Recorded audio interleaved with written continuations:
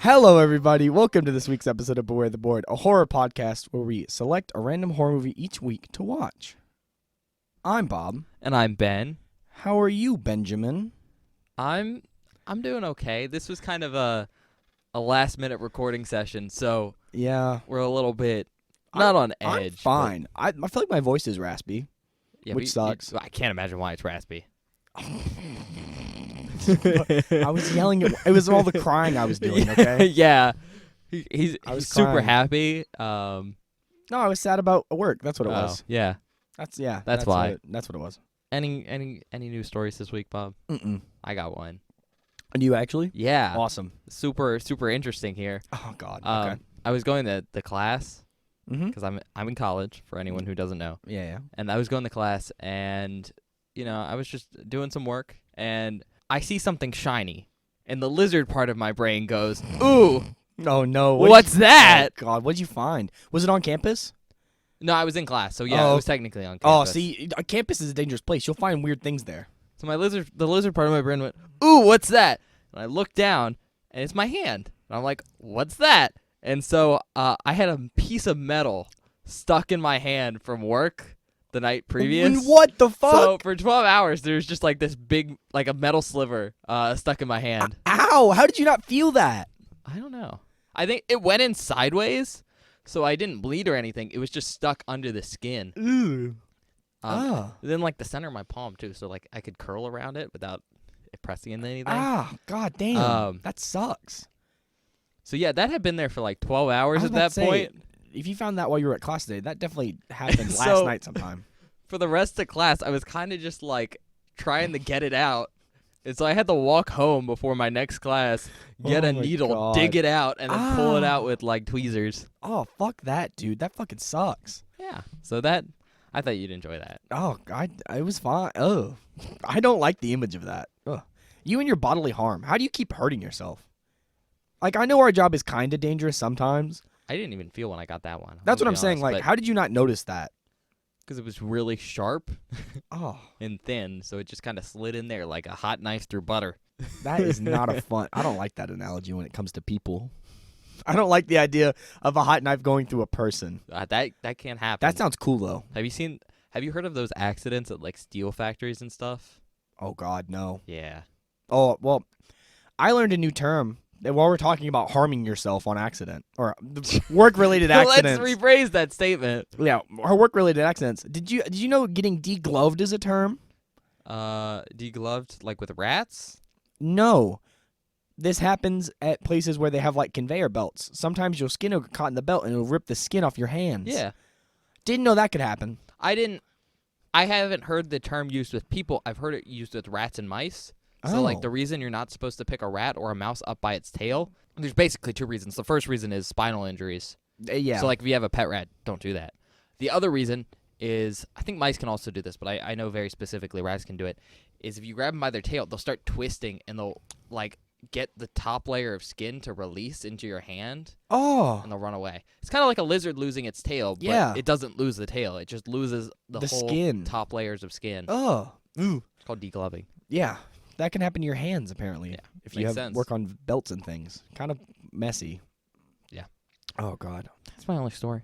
Yeah, I don't have anything. Nothing interesting happened. I mean, I got a bubble tea before I came here. that's nice. Yeah. I got something. I don't know what kind of. It says Winter spice. It says it's a winter spice latte. It definitely is not. I think they had some like leftover pumpkin spice, and they mixed it with like maybe some vanilla or something, maybe. or some sugar, like simple syrup. I have no idea. Because you can't taste pumpkin. But No, you, I can't you can taste- smell the spice. It just tastes like hot coffee. I don't know. Like a latte. Yeah, it just tastes like a latte. I don't know. Weird. All right. Well, I guess we're gonna do this episode now. Yeah. What category are you picking, Bob? Yeah. So, can you update me on the numbers? What we're sitting on? Okay. So we have 3 categories. Yeah. Still. Yeah. We have slot number 2 mm-hmm. in pseudo documentaries. The middle one. I haven't done the middle yet. No, you haven't done 2 Damn. pseudo documentaries. We got 1 and 3. right in the okay. center. We have slot number 1 and 3 in demonic possession movies. Okay. And slots 1 and 3 How did in this happen? Parasite movies. What? We've made like a little spaceship Yeah. out of the blocks. Pew. Shit. Okay. I know. Okay. I know you want me to pick pseudo documentaries. You've been Just knock you've it been out. pestering me for the past week to pick it, and I don't want to, because both of the movies on that category have been fucking foul. But maybe this one won't be that bad. You keep saying that. But it could be true. Unlikely. Dude, that was mean. That wasn't mean. I'm just saying a statement. Okay, based on the facts right now that I have, 2/3 of that category have been horrific.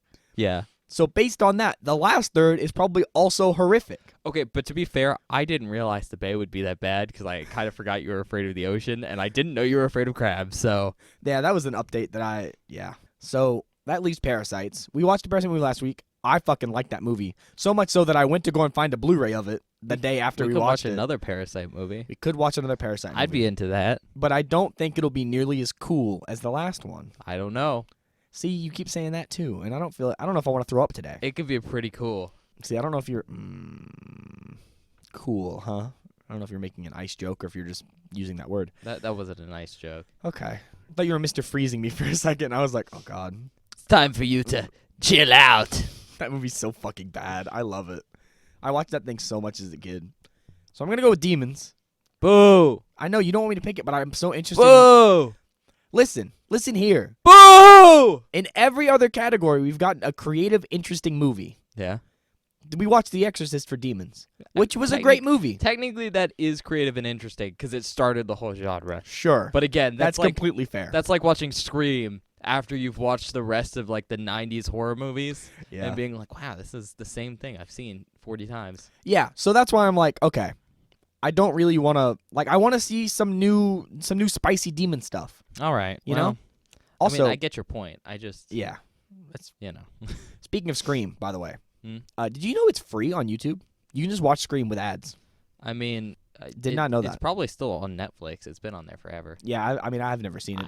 You've never seen Scream? No. Oh, yeah, we talked about that. Yeah, I know how the movie ends, and I've seen the first Scary Movie, which is a riff on Scream. That's so disappointing that you know how Scream ends.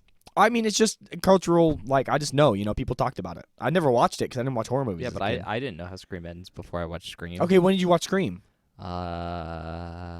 2012, maybe? Yeah, okay, exactly. But that came out in, like, the 90s. Came out in 96, but Yeah. I went 12 whole years. Maybe even 13.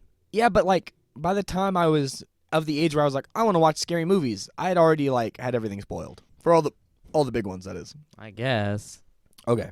Got 1 and 3 in Demons. Yeah. I'm not gonna do that. That's stupid. What's in spot number 1? Fuck it. Number 1. We'll start. Are you sure? Yeah. One of these days I'm going to say, are you sure? And you're going to go, no, I'm not. One of these days. Different category, different number. I'll make that choice one day, but today is not that day. So you sure? Yeah. What is it? I'm scared. Spot number 1 in demonic possession is the Exorcism of Emily Rose. Oh, I've heard of this. Have you? There's a lot of movies that begin with the Exorcism of. Maybe I've heard of this. I don't know. It sounds familiar. If that means anything to you, I don't know. I don't think that means much because I'm going to be honest. Most demonic possession movies have almost identical titles. I see. How many The Exorcism movies did you have to go through before you found one you liked? A good amount. Okay. A good amount. All right. Okay. Because I double check, you know? Yeah. Fair. I knew about this movie and I was like, that one's pretty decent, but I Okay. have to check other things. You ready for the description? Yeah. After performing an exorcism, a Catholic priest is charged with negligent homicide. What the fuck? This is cool. This sounds interesting. You good with that? Yeah. This All right. actually sounds like an interesting movie. So it's a 2005 movie. Oh, wow. That's really new, actually, compared to It's- everything else. 1 hour and 59 minutes long. Oh, it's fucking long. God I damn it. asked if you were sure. How was I supposed to know it was gonna be a long movie? Are you ready for this, Bob? Yeah. It's your biggest fear. PG-13. Oh shit! It's PG-13. That's not good. That's never been good. That's never a good sign. Oh fuck. IMDb score is a 6.7 out of 10. That's pretty good. Tomato meter, 44%. Oh. And audience score, 60%. Okay. All right. Okay. All right. People like this movie. Yeah, people, but who do we normally agree with? You're right. You're right, Benjamin. But that is not what I'm worried about right now. All right. So it's got 4 wins and 9 nominations Okay. for awards. It has a Saturn Award for Best Horror Film, a Golden Trailer for Best Horror Trailer. obviously. Okay. A MTV Movie Award to Jennifer Carpenter for Best Frightened Performance, and a Scream Award to Jennifer Carpenter for Breakout Performance. Oh. Huh. All right. Interesting. You couldn't tell Jennifer Carpenter's in this. Yeah, I don't know who that is. She does a good job. Really? Yeah, No. off the top of my head. Well, we'll get to that in a second. Yeah, I'll I'm tell sure. you. I'm sure I'll figure it out. All right. So, Laura Linney as Erin Brunner. So she's Wendy Savage in The Savages, and also Wendy Bird from Ozark. Oh man, I've been meaning to watch Ozark. Tom Wilkinson's as Father Moore. He's the author in the Grand Budapest Hotel. Ah, see, I've never seen One that of my either. favorite I've heard movies that movie ever. so good. Shorin Agdashlu as Dr. Adani. Hmm. They played Christian Avasarala from The Expanse. I've also never seen Another that. TV show. Yeah, another TV show. Very popular. I've heard it's good. Campbell Scott as Ethan Thomas.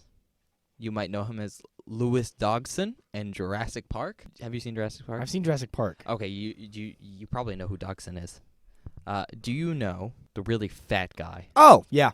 Ned Yes. Landry? Yes. Not him. Okay. Do you know the guy he talks to at the very beginning of the movie? Oh, that fucking guy? Yeah. Oh. Who gives him the can Yeah, of yeah, yeah. The shaving cream? shaving cream, yeah. Dodgson. Okay. Yeah. That makes sense now. I was like, who in the fuck are you talking about? Now He's I the know. guy from The Rival Company, Mhm. not InGen. I have whatever not seen it is. Jurassic Park in a long time. Jennifer Carpenter as Emily Rose. Oh, shit. She's the... Okay. She's also Angela Vidal in The Quarantine, like the American ones. Oh, God damn it. And Deborah Morgan from Dexter. I haven't seen Dexter. She's Dexter's sister. Okay. Colm Fiore as Carl Gunderson. He's King Laufey in Thor. I haven't seen... I haven't seen Thor since it came out. Okay, but I thought you were going to say you hadn't seen it. I No, was I've like, seen well, Thor. I definitely kinda saw hot. it when it came out. Kenneth Welsh as Dr. Mueller. He also played Dr. Richard Powell in The Void. And Wyndham Earle from Twin Peaks. Another show that I've heard is very good that I Yeah. haven't seen. And The Void is like a cosmic horror film. So, No, I'm good. I'm okay. Thank you, though. all right. The director is Scott Derrickson. He also directed Sinister. And Oh, I've heard Doctor that's so Strange. Good. I've heard Sinister is so good. Actually, I saw And Doctor Strange. yeah, Doctor Strange is fine. It was alright. I I've like seen it. Sinister though. I've heard it's good. Well, I like most of Sinister. Yeah, I've heard. You've heard from me, Well, no, I haven't only heard from you, but I have a problem with being on Twitter too much. bitch. I saw someone talking about Sinister and how good it is. It's time to stop. I didn't Get get some spoilers. No spoilers. They were just like, yeah, great movie. I was like, oh, But then the interesting. end. They didn't spoil the end of it, so we're good. Yeah. Writer is Paul Harris Boardman. He's also written Deliver Us from Evil. The other one's Scott Derrickson, Mhm. the director. The budget was estimated at $19 million with a box office of $145.2 million. Hell yeah. So Movie actually made some it's money. an okay turnout. Yeah. Apparently, even though people didn't like it, they went to see it. I mean, I would go see it in 2005. Why not? And I guess. What else but was coming out in 2005? tells you a lot about how good that trailer was. Yeah, that's fair, actually. Huh. Interesting. Country of origin, United States. Hell yeah. It's also known as The Exorcism of Anneliese Michael, which was the working title. And in Sweden, it was called Besatt, which is just possessed. Okay. Simple, but easy. Tagline. Ooh. Based on a true story. Okay, whatever. Uninteresting. Boring. What do you mean? Come on. That's such a, like, ugh. I've heard it too many times for it to be interesting. Really? Yeah, man. Oh, okay. I don't know why you wouldn't find that interesting. I don't know. That was a cool fact. No, it's not.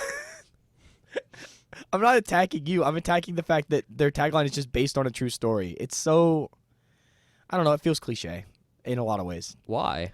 It's just every horror movie is like based on a true story. It's supposed to raise the fear factor, but it's like it's Yeah, not. but this one is based on a true story. Oh wait, are you Bob. serious? Yeah. That's why I said that's a cool fact. Is it actually based on a true story? Yeah. Oh shit! Yeah. I thought it was just the movie making that up. Yeah, no, it's based on a real story.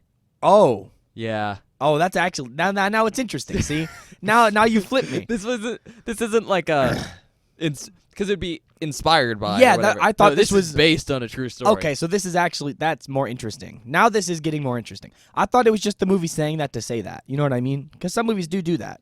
I mean, yeah. They'll but go based on a true story, and it's like it's not based on anything. It's just bullshit. They have to. If they say it, I think it legally has to be. Oh, really? Yeah, that's why they use like inspired. but like how loosely depends, you know? Yeah, that's what I mean. But if this is actually based on a true story of someone who actually got an exorcism and died, that'd be awesome. This is cool. Yeah. Not awesome that someone died and had an exorcism, but awesome that they made a movie about it and I'm about to watch it. Yeah, I'll give you like the rundown of like the real life story after the movie. Awesome. That'd be really cool. Just so we don't have any information that you shouldn't have gotten. Yeah. Wow. So you didn't know Jennifer Carpenter No, not at all. because you've never seen Dexter, apparently. Mm-mm. Or, I don't know, what was the other thing I said she was in? Quarantine. Yeah. Obviously. Well, yeah, we The haven't American watched it. remake. But interestingly enough, she was born and grew up in Louisville, Kentucky. Oh, that's cool. So she's from here. She went to Sacred Heart Academy for high school and trained at Walden Theater. Oh. Huh. Yeah. I actually, one of the dudes in one of the musicals I stage managed came from Walden and did a show for us. Yeah. He was really cool. I was surprised you hadn't heard of her because before, what's her name? Jennifer Lawrence? Mm-hmm. Jennifer Carpenter was like the famous actor from here. That makes sense. So I was just kind of surprised. Well, yeah. 2005. I was young. I know, but I don't know how much other things she did after this. I but know, but well, she was in like Dexter until I guess that's true. Didn't that show end 2013. recently? Yeah, that's Yeah. pretty recent. Well, I was just thinking because Hunger Games didn't come out till 2012, so Jennifer Lawrence wasn't really known Yeah. till 2012. Yeah, but that's when I really started to be a person. I really don't have Okay. I really don't have memories before the age of 13, to be honest. Like I have memories, but they're very loose. So, last fact before we get into the movie, Mm-hmm. because I'm saving the last one for after. Sure. Derrickson chose Boardman as a co-writer for the script, so director chose the writer, to better portray a more neutral portrayal of possession, since Derrickson sees himself as a believer and Boardman sees himself as a skeptic. Oh, that's cool. So the idea is to have a fairly neutral script. We'll see what you think, but That is cool. I like that. kind of the idea here.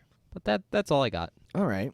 I'm not very scared, but I'm interested. And I don't know if that's because I don't know why. I don't know, but I want to watch this movie now. So I guess we'll see you in a bit. All right. Bye.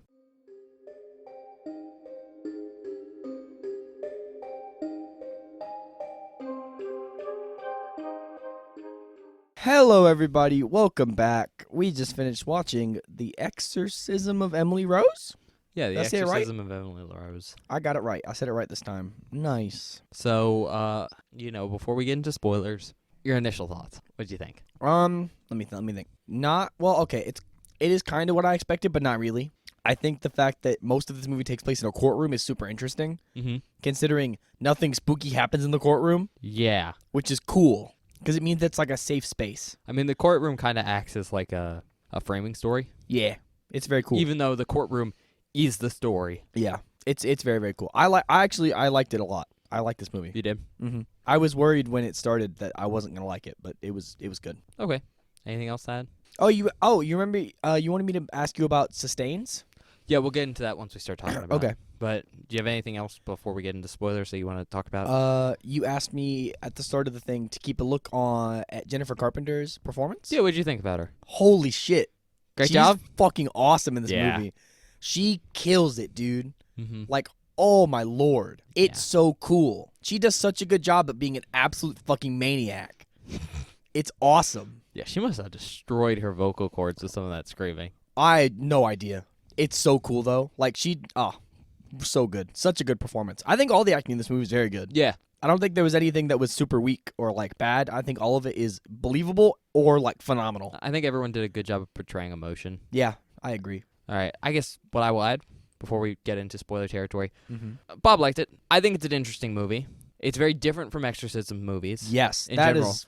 It's very much a courtroom drama story that masquerades as an exorcism movie, Yeah, I think it's very cool. which you have to know that going in, because if you're not expecting that, you're probably going to be not necessarily disappointed, but not happy. Yeah, I think you have to. Because if you have expectations and those expectations aren't met, you get Yeah. upset. I mean, if you were to go into this with knowledge of other possession movies, like originally The Exorcist, Yeah. I would say I would be disappointed, but not because of what was I looking for? Not because of the content of the movie, but because of the way that the content is packaged and delivered.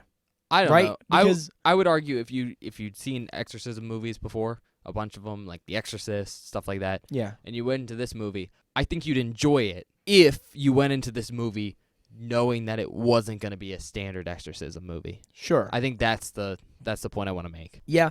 I think I can agree with that. Because I think this movie, part of what makes it work is having that background of exorcism tropes in movies. Yeah. I'm really glad that we watched The Exorcist before we got this. I think you want that background. Mm-hmm. You want to Yeah. have seen The Exorcist, the really good exorcism movies Yeah. before you watch this. You have to know going in that, hey, this is not a traditional exorcism movie. It's going to be pretty, I'd go so far as to say very different. It's very unique, which is something I like a lot. Why I picked it, I think it's super cool. But It's so cool. It's awesome, man. yeah, I just wanted to give that forewarning. But as always, go watch it for yourself. Yeah, I big recommend on this one. I think it's worth it. I do too. It's a good. I don't know if it really captures. I said this during the movie. This movie is the first horror movie on the show that we've watched, and I've gone like, oh, this is what I imagined when I thought of horror before we started the show. Like, this is one movie that I went like, oh, this is what a horror movie is. Yeah. I mean, I don't think I necessarily get what you're trying to say. Like, conceptually, I get it, but I don't understand the emotion you're trying to portray. Yeah, it's very difficult to explain. Although I think I asked you what you meant during the movie, and you said it seems very classic. So I think what you're trying to say is, like, it seems like it's a very classically shot horror movie. Maybe. I think more what I'm saying is, before we started the show, I had a very loose idea of what a horror movie was. Yeah. And when we started this movie and now we're watching, I went, oh, this is what, in my brain, if I were to watch a horror movie, this is what it would have been like before we started the show. Like, I wouldn't have. Okay. It contains all the tropes that I want. It's scary in the ways that I traditionally would expect a horror movie to be scary, while also being a drama film. But would you say that makes it, like, generic or No, overdone? actually. No, not at all. And I think that's because of the way the story is told, right? Okay. The way that it's formatted makes it unique enough that all of these tropes and all these cliches that it has in it are still good and useful to the plot. Okay. I was just wondering, because I think that was an interesting opinion you had. Yeah. Because that's very much how you experience horror. Mm-hmm. Yeah, So- I mean, and also this is the first, I would say, supernatural movie we've really watched on the show. That's like super classic ghost, I guess, is what I'm looking for. What do you mean? You're not counting, like, The Exorcist as a Supernatural.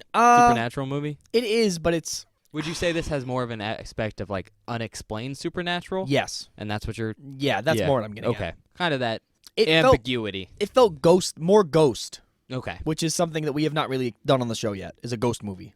Yeah, I mean, I think that might just be because, and I'm going to try and say this without doing spoilers, Sure. that, like, compared to The Exorcist, which is really our big kind of ghosty movie, Yeah, I would say either that or Night of the Demons. but both of those are very explicit Yeah, they are. in the What it is. in the methods of what's happening and what Yeah. it is. This one's very different. It's very implicit. Like, it's not yeah. spelled out very well, which I Mhm. think is something a lot of more traditional ghost stories do, where they don't really get into, like, the cosmology of, like, what's happening. It's just ghost, and we're going to Mhm. leave this ambiguity. And I think that this film does that very well, and I think that's why you're getting that kind of similar vibe. Yeah, that Do makes you sense. think that's fair? Mhm. But I think that's all I have to say before we get into spoilers. Yeah. And I really don't know how in depth we're going to go because it's a long movie and a lot of it is just people talking. Yeah, It's very hard to like explain. I'm going to do probably the broadest strokes ever, and then I think we're going to talk about themes. Sure. That's perfect. Um, That sounds good. So, we are going to give some spoilers here Yeah. in a second, but you probably could listen to what we're about to say and still enjoy the movie. Probably, yeah. I would say that's pretty fair. I would say this movie's pretty heavy on visuals Really? when it comes to like the actual Yeah. possession and stuff. The only thing I think we're really going to spoil is the ending, Yeah.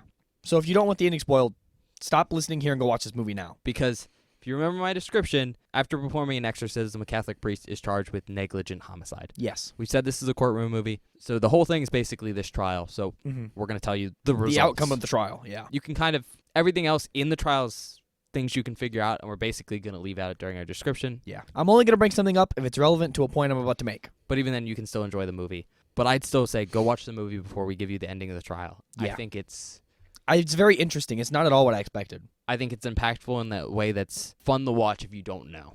And I also think, well, I'm not going to say that. I'll leave it. So I guess this is the final warning. We're yeah. gonna get Final into warning. this. Spoilers ahead. Beware. All right. So do you want me to describe it as always? Yeah, let's go. Because that's my job. It is. Well, it's part of your job. I know. I don't pay you for nothing.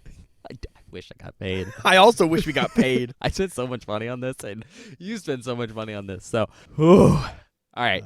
So, as previously stated, this movie is a courtroom movie. I think one of the very kind of shocking things about this movie, and something you're not going to expect, is the entire movie happens after the death of Emily Rose. Going in, I think you seem surprised by that. Yeah, even though you basically told me. I said it. Yeah. But even then, there's this kind of this idea that generally with a setup like this, even if it's a movie about the death of this person, that you'll get to see the person like alive or dying in the cold open, which that's how the movie starts. It starts with a cold open. It's this guy going into Emily Rose's family's house. Yeah. Bob thought it was the exorcist, the priest, Father Moore. But in fact, it's a medical examiner. Mm-hmm. Because at this point, Emily Rose is dead. There's a police in the room with her body, and he's coming in to, like... do the autopsy and do, like, the... well, just an cleanup initial stuff. examination to see, like, if her death can be ruled as natural or not. Yeah. But I think I don't know, you can weigh in here, but you seem kind of surprised that, like, she was dead. Yeah, I mean, it was the start. I expected at least a little bit of seeing her alive. Because at that point, all the supernatural stuff you'd expect from an exorcism movie was over. Yeah, basically everything that I wanted not that I wanted, that I expected to see and witness had already happened. Yeah. And I was like, all right, well, we're starting here. This is weird. Do you have any thoughts on that? Like, how are you feeling? I think it's so cool. I think it's so cool because it allows us to speculate. Mhm. And I like being able to speculate and think about what actually happened without being shown it. And I think that's probably the thing this film does the best. Oh, for sure. Absolutely. It is a film that allows you to speculate. Oh. I think I said earlier during the fact section that the writer and the director, who both, wrote this, kind of have different opinions on the subject. Yeah. And I think we can make a point that the director's maybe feelings towards the supernatural being real came through a little bit more. Yeah, but I don't... just because they were more emotionally resonant. Sure, that's fair. With that being said, I think everything was represented equally. Oh, for in a sure. way that makes for sure. Narratively wise, everything feel neutral. It really... I mean, by the end of the movie, I'm sitting here, I'm like, okay, I can buy both sides. Yeah. Like, you could easily buy both sides of the argument. And I think that is so interesting when it comes to a courtroom movie. Because then you're at the end of the movie and you're going, well, okay, well, what the fuck's the verdict? Yeah, and also, like, what would I do as the verdict? Yeah, exactly. It's very interesting. And I think that's hard to accomplish in a courtroom movie, especially because most people really strive to do, like, one side or the other. Mm-hmm. But I really like that as an outcome for a courtroom movie, is to have you kind of in the middle. I think it's very, very interesting, especially because it's still, once again, it ties back to speculation of like, am I buying what Father Moore is saying, or am I buying what, The prosecutors, yeah. which is that, as I said, Father Moore is responsible for Emily Rose's death because of negligent homicide. Because they're purporting that, she's not possessed by a demon or anything. She's, they say, psychotic and epileptic. And so that's the prosecution's, stance. And then the defense is that basically Father Moore is not responsible. Yeah, not culpable in any way because he did everything he could to try and help her. Yeah. That's basically their defense. Yeah. But the whole movie is basically the courtroom of this case. Yeah. It's two main characters, because there really is only two in this, are Erin, she's the defense attorney. Yeah. And I think it's important to mention that she's an agnostic, Mm-hmm. which means she doesn't really believe in religion, but she isn't against it. Yeah. I think she says she's questioning. I think she says, I don't know if I'm agnostic, when Father Moore asked her. Oh, yeah. And Father Moore's response is, then you are. Yeah, if you don't know, then you are. Which is what he says. Fairly good assessment. Yeah. And then Father Moore, who's the priest. But yeah, basically the entire movie's the courtroom and like the actual presentations of the case and the interview with like witnesses. Yeah. Or like doctors, expert opinion people. Or like evidence, showing off evidence and stuff like that. Yeah. The only other part of it is kind of the legwork for that. So Erin going and finding witnesses and kind of getting their initial talking points with them, or having someone, like later on in the film, we have a doctor who witnessed the exorcism come forward and be like, hey, yeah, here's kind of my interactions with it, but I'm going to come forth and, say something about the case. But yeah, I mean, it's pretty straightforward. There's a bunch of witnesses that come up and they talk. I think what this film does that I think is very interesting is that every time a character tells a story about Emily Rose, that's when we get the flashbacks to what happens. It's good. I like it. It allows the movie to show us the outcome of everything without showing us the middle, which I think is really cool. It shows us the important bits, I think. Yeah, it's basically what I'm getting at is we see the end and don't know what happens, and then when it slowly reveals what happens, we can kind of put it together slowly over time throughout the movie, rather than it just showing us what happens. And which is cool. I really like this because I think I said this, that the whole courtroom case feels like a narrative framework to present like basically these recordings of Emily Rose's possession. Yeah. So it almost seems like, well, that is the movie. It feels just like a framework story. In some way. I mean, it's the delivery device for the actual possession. And I think that goes to show just how well done and natural feeling those transitions are. Oh, it's so good. Like, this story feels like it's written to tell this other story. Yeah. Which we haven't watched anthologies, but that's what framework stories and like anthology films are supposed to do. Yeah. I think this one just does it very, very well. Yeah. It felt very natural. Oh, for sure. What is important to note, though, about these, flashbacks to Emily Rose and her possession that I think is very, very cool, and I don't know if you noticed it, but the flashbacks are distinctly kind of like a recreation of the story that the person who's like describing them is telling. Yeah. So, most of the film, we're hearing the stories of the people who are on the defense side. So, Father Moore, Emily's special friend, Yeah. her father. But occasionally we hear some, I think it happens really only once, where her like psychiatrist at the university she's attending comes forward and talks about like what she saw. And depending on like who's telling the story, what we see looks different. It's really interesting. When the defense is talking, we kind of see Emily Rose and all that's happening to her portrayed stylistically to be more demonic. The most overtly thing is we see like faces shift and get like weird, or things in the clouds. But when like the doctors, the prosecutors tell the story, these things are not there. No, they're not at all. I really like that. And I'm just wondering what your thoughts were there. I think it's cool. I think, and this is something that they kind of do whenever, because we're in the spoiler section, so it's fine.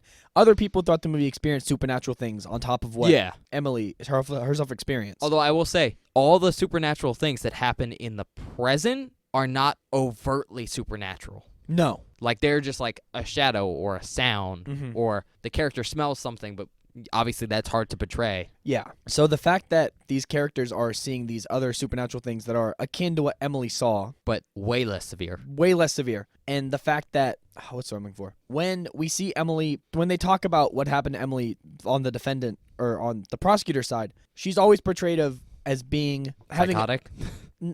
As like, I'm trying to think of how to explain it. Basically, a lot of the time, whenever she's having demon attacks, I guess is what I would call it. I don't know how you describe it. When she's being possessed, she'll contort and look like crazy on the ground and stuff. People have seen this. Super crazy. Super crazy. She must be a contortionist, dude. She did a great job. I think some of that. There's one scene where she leans back and her spine goes way too far. Yeah. That one I think is not real. Okay. Interesting. Everything else where she's like laying on the ground in weird positions, though, I'm pretty sure is real. Yeah. But when they show us the same scenes from the prosecutor's side, it looks like she's having a seizure. Yeah, it's toned down in a way that seems more realistic. Yes. Like less unnatural, I guess. Yeah. Which I think is cool because basically the movie does an awesome job of showing you the perspective of the person who is experiencing the event and portraying what they would think they're seeing. I mean, it shows the fact that eyewitnesses have biases because everyone experiences the world differently. Which is so cool. Which is why when other people, this brings back to other people experience supernatural things like the father and also Aaron, when that happens, you get really cool not POV, but like front-facing camera shots of them. It just feels very personal. Yeah, and it's super cool because it's a courtroom movie. Yeah. And these people are invested into this and getting, basically, the closer we can get to their thoughts and their psyche, the more of the story can be revealed to us from their point of view. Yeah, because it doesn't show us their thoughts. It just kind of shows us how they interpreted it. Yes, which is super cool. I think you make a good point. What I found super cool about this whole thing, the setup of like two versions of events, is the fact that it keeps that kind of that neutrality aspect going. It does. Because by having these two versions, what the film is telling us as an audience is that neither of these are what happened. These are just what both sides thinks what happened. The events have already happened. We didn't get to see those. We are seeing each side telling us the story. And so neither of these are entirely true. It's just a question of which one could be more right. God damn you. Which I think perfectly kind of captures what a court is supposed to do. Yeah. I thought that was super cool. God damn you. That's a lot. That's a lot to think about right now when I'm thinking about the movie in its entirety, because that's a very good point. And I agree with you almost completely, I think. Because this movie, I think, is the perfect capture of a 50-50 split where no one's right. Yeah, I Which chose is this awesome. movie because I thought there's a couple movies out there that deal with exorcism and kind of play with that idea of is it or isn't it true, you know? Yeah. But I thought this one does it super well. It does. It does it really, really, really Because- well, and I enjoy it. At the end of the film, it doesn't come to a conclusion, No. which I think this is where we're going to kind of get into the ending. Yeah. For that, the setup for this is that Father Moore was not supposed to take the stand at all. No. He wasn't supposed to, like, testify for himself. The archdiocese, who's paying for his lawyer, didn't want him to go up there because they thought it'd be embarrassing. Oh, yeah, for sure. Before taking the case, Erin said she wasn't going to do it. Yeah, because her boss was like, you cannot let him testify. Well, yeah, and Erin's like, are you crazy? He'll look like a loon. And she eventually changes her mind. Yeah. I think both because she spends time with him and realizes that he's very sincere, and he will show, like, a sincerity that will earn him sympathy, Yeah. but also because this doctor, this psychiatrist, comes forward to her that she didn't know about previously because Father Moore, he made, like, a promise of confidentiality as a priest that he wouldn't disclose that this guy was there because he asked. But this psychiatrist comes forward and says to Erin, like, hey, I'm willing to testify in this case. I'm a psychiatrist. I was there during the exorcism. I don't think it's epilepsy or psychosis. All of her symptoms, like, scientifically did not line up with that diagnosis. I'm willing to say this. And, of course, Erin hears this, and she's like, that's the ringer. If he says that, they'll get Father Moore off pretty much identifiably because the case of the prosecution will fall shatter. apart. Because it's completely based on this idea that Emily had a medical condition that wasn't being treated because Father Moore basically recommended she be taken off of her medication, Gambitrol. Yeah. Because, as we later learned, Father Moore and her came to the conclusion, her being Emily Rose, that the Gambitrol wasn't helping because she was still having, like, the worst of her symptoms after having been on it for months. Yeah, and which isn't a good sign, by the way, for your well, medication. yeah, and even the doctor that's like, yeah, she should have kept taking Gambitrol says, if you, like, the way it works is it builds up over time. It's collective, so her symptoms should have been lessening, but they were getting worse. But, I mean, he even says it. Father Moore goes, even at the peak of her symptoms during the exorcism, she was still taking it, and it did nothing to help her. But eventually they decided, hey, we don't think this is good for me. Yeah. So that she got off of it. And that's the prosecution's thing, is that he killed her because she got off of it. But anyways, getting back to the point, the psychiatrist that witnessed it says he's going to come testify. So Erin allows Father Moore to go on the stand. Yep. At this point, the psychiatrist has given her a tape that has, like, a recording of the exorcism. And, you know, Father Moore goes on the stand. He gives his, like, initial kind of statement about how he got involved with the case, and then he, like, walks through this tape, which super cool part of the movie because we get to see the exorcism wild, bro, from, like, his and the family of Rose's perspective. Yeah. And it is wild. It's awesome. It's so goddamn cool. I think it is important to note that the prosecution does cast doubt Oh, yeah. on the stuff heard on the tape. Like, we hear tongues, but theoretically Emily could have known those languages. Yeah, based on, like, the schooling that she had and stuff. I think that's a stretch. I mean, with the way she was saying, like, it was because full-on she was sentences. saying it well and full-on sentences. Yeah. And we know for a fact that she might have taken some of those languages, but not all. And there's no way she would be that fluent in all of them. Yeah, especially after years. But I guess he has a point. He does have a point. And I think it's interesting that they still cast doubt on something that's pretty, that appears clear-cut. Yeah. But basically, after Father Moore walks through this tape, the psychiatrist was supposed to come on and back him up as an expert witness. But he doesn't show up to court. That was surprising, honestly. Which is surprising. Expect it. He seemed very committed to it when he first talked to Erin. He was, because, like, he was an old friend of Father Moore from way back in the day. Yeah. And Erin isn't expecting this. Like, her assistant comes up to her during the trial and whispers in her ear. And she looks confused. Yeah, because the assistant's like, I couldn't find him. Yeah. Not that he's not coming, just couldn't find him. And she's like, check every hospital, look everywhere you can. We have to find this man. She gets so lucky. I will say, the judge in this film is so lenient with her. The judge isn't lenient. say, She's just understanding. I would say she's nice. She's professional. Yeah. But she's not jaded. No, and I think we see that with Ethan, the prosecutor. He constantly is so angry because he's like, this is absurd. She's trying to fucking prove in a court of law this woman was possessed. This is nuts. And every single time the judge goes, stop. Yeah. You're being ridiculous. We're going to get into that when I get to the sustained stuff. Yeah. But the prosecution, Ethan, is very unpleasant. Oh, he's unpleasant, but I do like him. Yeah. But Erin's able to basically have the court adjourned for the day. Yeah. And they're going to come back tomorrow in the morning. Hopefully she can find her witness in that time. And she's leaving the courthouse, and she sees him. He's like standing outside, like he came there and just couldn't go in. Yeah, got cold feet or something and couldn't come into to witness. He starts talking to her, and he's like, "Tell Father Moore I'm sorry. I've seen things I can't."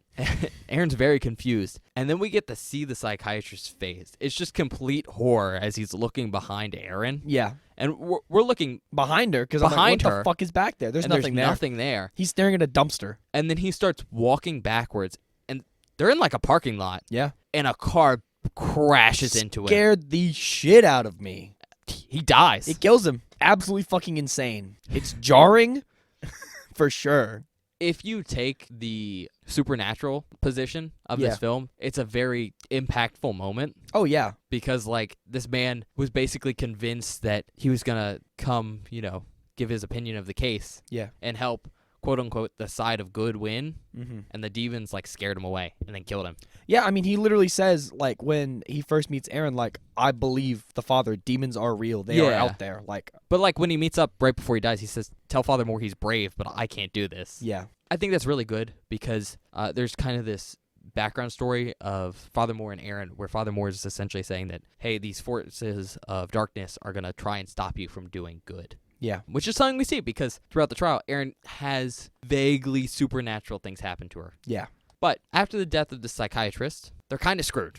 Oh, they're mega screwed. Because their defense was rested on this guy, Yeah. Corroborating backing everything that Moore said happened with the exorcism. Because right now he just seems kind of crazy. A little bit. Like, honestly.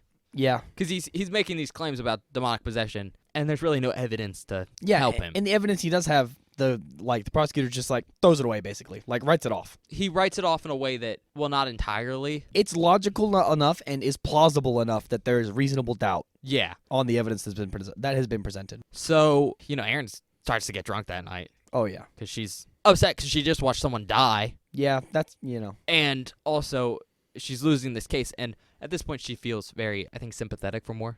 She likes him. She thinks he's a very, I think, morally righteous individual. Yeah, I think she's right, honestly. And at this point in time, like, the guy she works for, who owns her law firm, Yeah. basically comes up for him. And he's like, "Are you fucking stupid? I told you not to put him up on the stand. He looks like a maniac." Yeah, and he's The like, diocese are breathing pissed. down my neck tck to get me to fucking stop this shit. Like, what do you want me to do? And he tells her straight up, if you put him back on the stand, Father Moore, you're fired. Yep. I'm going to fire you. And of course, the next scene when they go back to the court the next morning, she puts him back on the stand because when she goes to see him right before court that morning, Father Moore gives her a letter. Yep. Which is this letter that Emily Rose wrote right after her exorcism, I think which it's the at this day point after. we've learned failed Yes. because they had to stop it halfway through because the horses in the barn where she ran to escaped Yeah. and kicked Emily's dad, In the chest. And which is I think it didn't kill him. It stopped his heart, right? I think they said they revived him. I with think they did CPR. say they. No, I don't know if they revived. They said he woke up a couple minutes later. Yeah. Either way, getting kicked by a horse is Dangerous. super dangerous. Super scary. So they had to stop it, and it failed. Obviously, their point is it failed both because they had to stop, but also because she was on Gametrol. Yep. And it's stopping, apparently, like, what was the word they used? There's a specific word they used that was very interesting. It was like the something. Spiritual. Psycho-spiritual shock, I think is what they call it. Which I'm going to talk about in a little bit, too. I mean, they bring that up in The Exorcist, too. Yeah. Similar concept, I assume. But she gets this letter, and Emily Rose wrote it right after the exorcism and gave it to Father Moore, though, like right before she died. Oh, yeah. So he didn't get it for a while. Mm-hmm. And he gives it to Aaron, and he's like, read it, and then tell me tomorrow what you decide you'll do, and we'll do it. Because his whole point this whole time is that he wants to tell Emily Rose's story. Yep. He was given the offer of a plea bargain at the beginning, and he turned it down. Yeah. Because he says very early that he doesn't care if he goes to prison, which for the crime of negligent homicide, It's 10 years? 10 years maximum. And he's like, I don't care. I don't care if I look crazy. I just want to be able to say what happened to her and how it happened. Mm-hmm. And I think for him, this letter is the most important because it's her opinion. Yeah, I think... And that's why he wants to go on the stand again. He wants to be able to read it. Yeah. And I think the use of... It'll really appeal to the jury and also everyone else's emotion to be like, she wrote me this before she died. Yeah. This is basically, in my opinion, her final will and testament. This is It basically is, yeah. This is, what she wanted everyone to know before she passed. And the fact that he is delivering that is a sign of good faith. Yeah, because he goes on the stand and he gets to read it. Mm-hmm. Because basically Aaron asks, like, do you think she was actually possessed?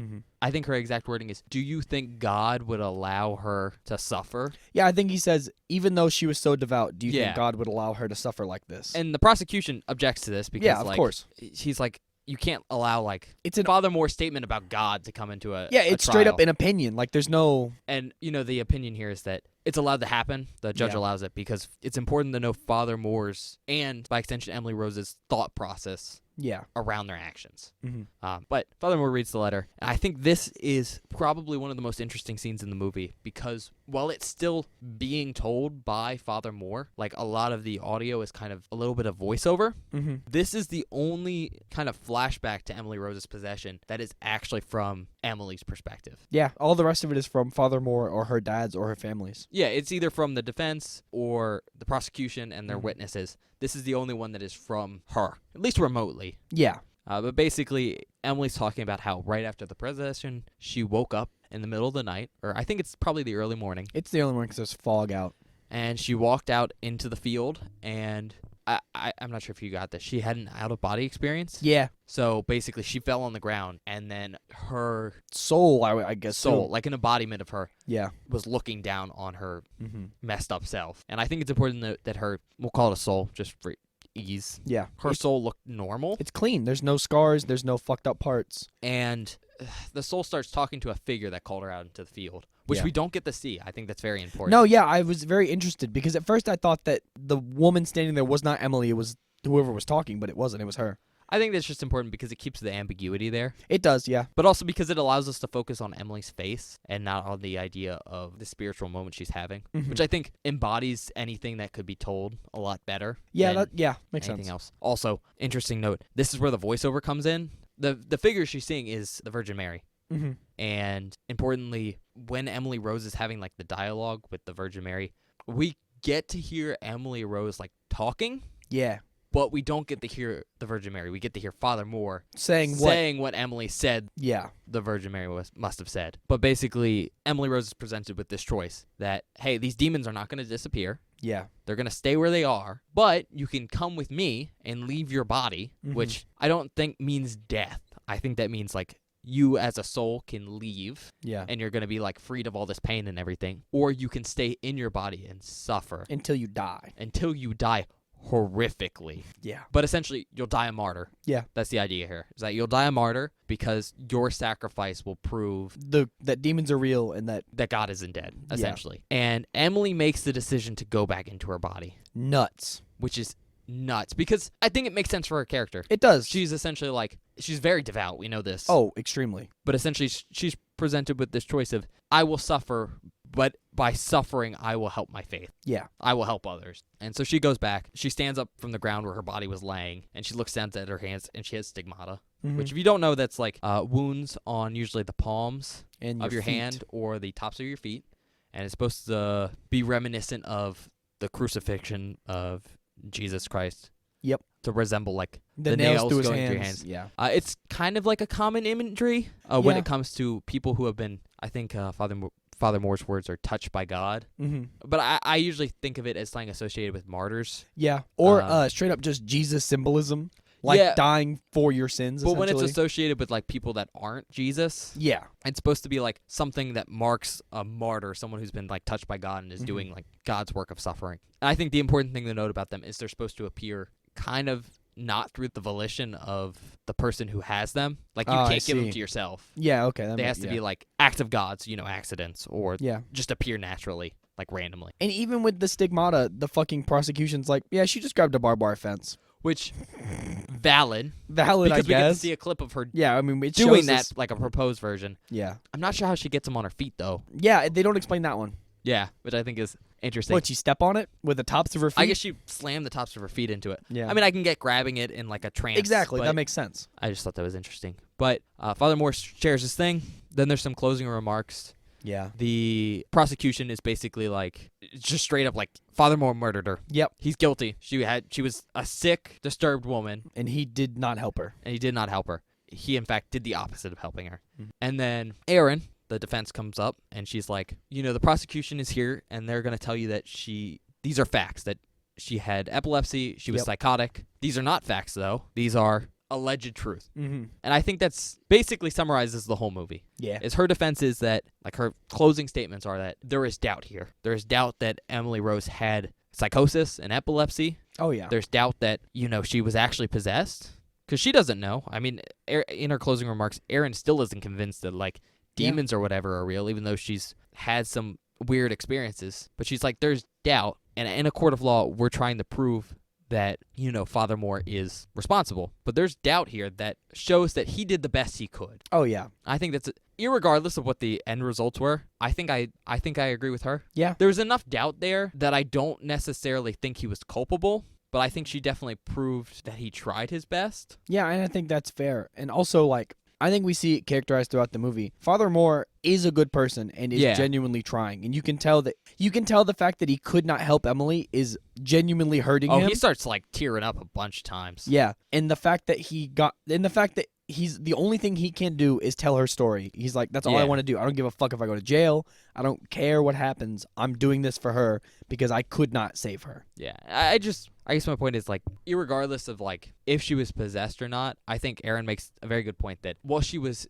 diagnosed with epilepsy and psychosis, they were not very thorough diagnoses. No, and she even rips those apart the first time she hears them. Yeah, and I don't know. I thought it was a good defense. Oh, me too. That's my point. Is, like, it's not very well proven that, she has these illnesses, and at the very least, Father Moore tried to the best of his power to help her. Mm-hmm, for sure. So I'd say I'd lean more to the defense, not necessarily to the idea of possession, but, like, at least to innocence, I guess. Yeah. That'd be me. But we cut to the end results of the trial. He is convicted. Yeah, they find him guilty. They find him guilty. They say, hey, you are culpable of negligent homicide. And, they initially go to say, hey, his sentencing will happen in April. But before the trial, Father Moore said, hey, I want to be sentenced immediately. Yeah, at his request, that is what he wanted. And so they go to do it, and right before the judge decides, the jury, the member who presented, like, the results, say, hey, we have a suggestion. Yeah, we have a recommendation. And I think it's very interesting that the prosecution gets really mad at this. He gets fucking pissed. I think because he knows he's not going to like it. Yeah. I mean, probably not. Because, I mean, like, usually if a jury's making a recommendation, it's for a lesser sentence. Yeah, because prosecution was pushing for maximum sentence, which we'll get into later. But I think he's very angry because he wanted to wait until April, because then it would be a very clinical thing of giving, like, a sentence. Mm-hmm. But anyways, they give their suggestion, which is time served. Because this whole time, Father Moore's still been in prison. He never posted bail. Nope, he's just been chilling in jail for months. Months. I think like a year or so. Yeah. Because basically the diocese told him that if you don't take the plea bargain, we're not going to pay for your bail. Yep. And the judge goes with this. Yeah. I thought it's a sentencing that, I think follows the narrative of it could be either or. Yes. But I think to me, it shows that, like, in the jurors' room, that the jury came together, were pretty split. And while they leaned towards he was culpable, even the people who thought he was culpable thought he shouldn't serve a sentence, essentially. Yeah, I think and this is just my thought, I think that they found him guilty of negligible homicide, but I do not think they found his actions to be reprehensible. Yeah, I think they essentially kind of trying to feel like how the jury was. I think they came to the conclusion that he potentially did actions that could have resulted in her death. Yeah. I think the big one is having her get off Gambitrol, even though that is something they both discussed together. Oh, yeah. She decided she also didn't want to be on it anymore. Yeah, which, I'm going to be honest here, if a person decides she doesn't want to be on something, there's no way to make them. Yeah. Really. But I think the jury was basically like, well, some of his actions may have helped result in her death, and so we could say negligent homicide. His intention was positive. Yeah, I don't think he ever had any ill intentions. And his actions, while potentially could lead to her death, were intended to help her. Yeah. I think the closest thing I could liken this to is, like, as a doctor, if your patient dies, you a lot of the times have to go before a board to basically determine, did you kill this person? Yeah. Like, did you fuck up? Yeah. And to me, this, like, result seems like the jury's going, you did the best you could. You didn't overtly fuck up. Yeah. But you were seeing this person, and they did die under your care. That's completely fair. That's kind of what I felt this ending meant. Yeah. I don't know if you have any other kind of thoughts on that. Not what I expected. Kind of a blast ending. Like it is. I was because you expect the defense to win. No, really? Not even. I didn't.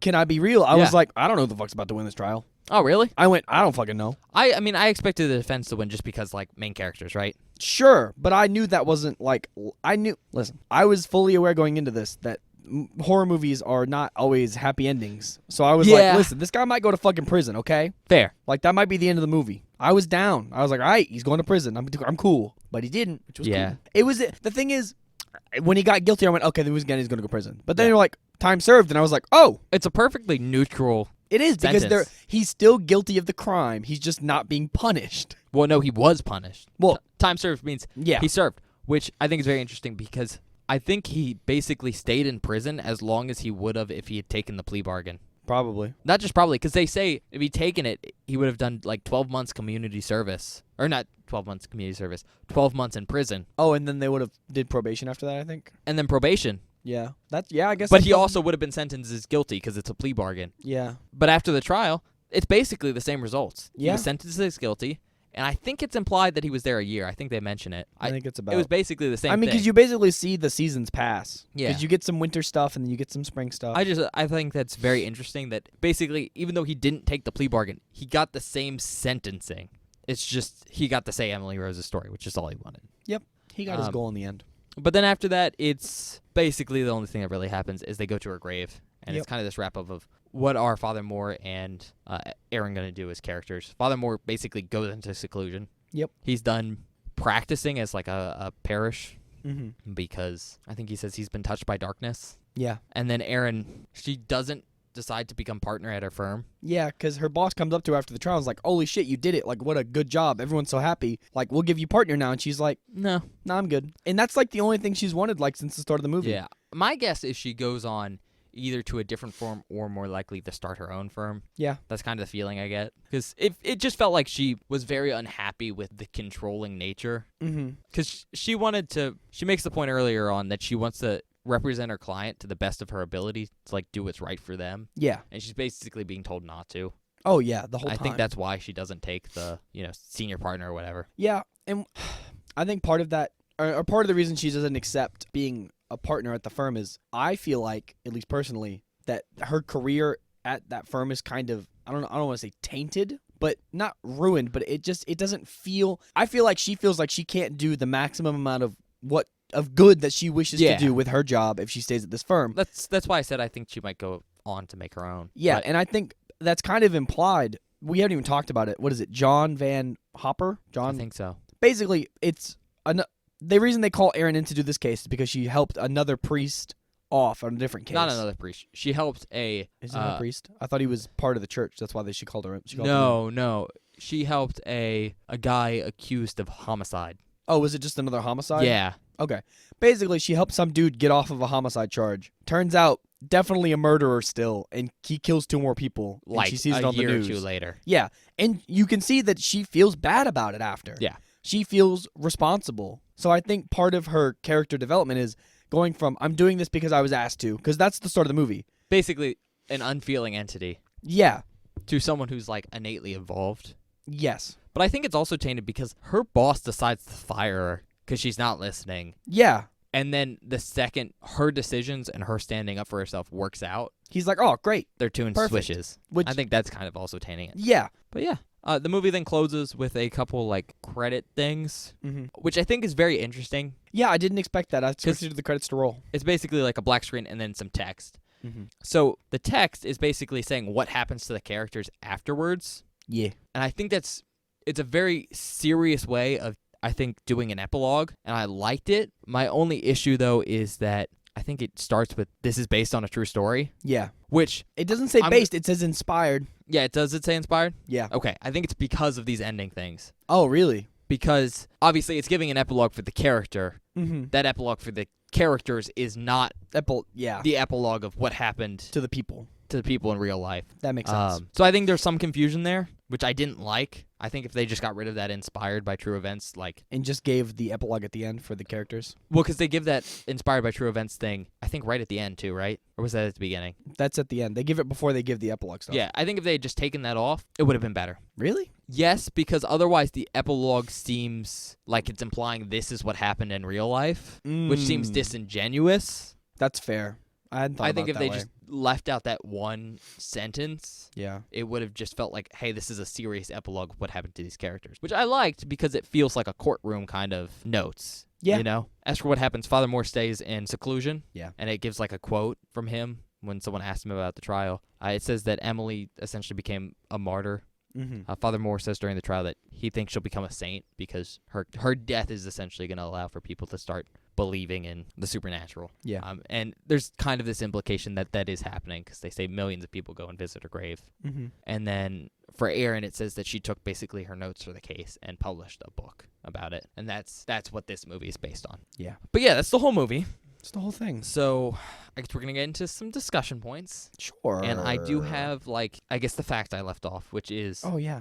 the whole realism aspect of this, right? So the character of Emily Rose is loosely inspired by the story of a woman, Anneliese, I think it's pronounced Anneliese Michael. Okay. So she was a young German woman who ended up dying of malnutrition following a total of 67 Catholic exorcism rites Holy fuck. performed during the year of her death, so over 1 year, in 1976. That's crazy. Yeah. After which her parents and priest were convicted of negligent homicide. Okay. And, you know, this case is pretty famous. It's been covered in a number of media over the years. Other than the Exorcism of Emily Rose, I could find that the films Requiem and Annalise the Exorcism tapes were also inspired by it. Oh. But, All right. I mean, yeah, it's based on a story of a woman who basically went through an exorcism and died in a very similar manner to how Yeah. Emily Rose died. I think, very specifically, it might have been the defense for that trial went on and published a book about it. Oh, okay. And so I think that's where that line comes from.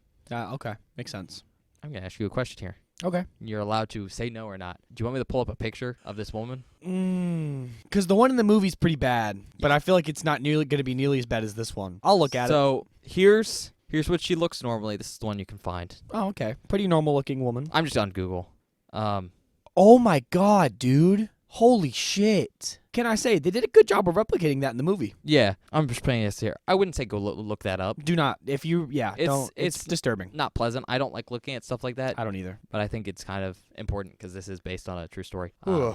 Because, you know, that's the thing with exorcisms. It's something, and it doesn't always end up well. No. I mean, this is based on a story of a real woman who went through 67 fucking a very exorcisms. traumatic experience, and it killed her. Yeah. I mean, you know. I think that kind of leads me into the main point I wanted to make for this kind of after movie discussion here. Mm-hmm. What are your thoughts on exorcisms, Bob? Like, do you believe in them? Do you believe in demons? I think Yes. yes. Uh-huh. Do you believe in ghosts? Mm-hmm. Mm-hmm. I'm not going to ask your religious affiliations, but None. what are your thoughts on exorcism? Okay. Here's my thing. I personally, I don't know how I identify religiously because as a kid I went to church. That was my thing because we live in the state of Do Kentucky. you mind me asking what type of church? Baptist. Okay. Well, actually, technically, Southern Baptist, right? yeah, Southern Baptist, or I went to a Union church as well. But that just means that they would have basically once a week it was a different person would come in and do a service. So 1 week it was a Catholic service, 1 week it was a Methodist service. Oh, that's cool. 1 week, yeah. So I did both of those.